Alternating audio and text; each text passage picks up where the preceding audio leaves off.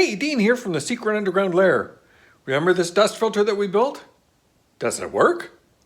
Let's take a look. Here's a quick update on the dust filter that we added to the dust collection system.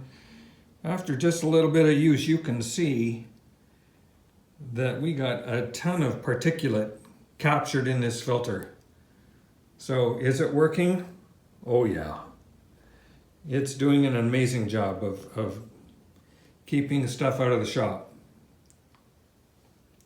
Thanks for the suggestion, everybody that helped with that, and particularly our contributor who suggested the MERV 11.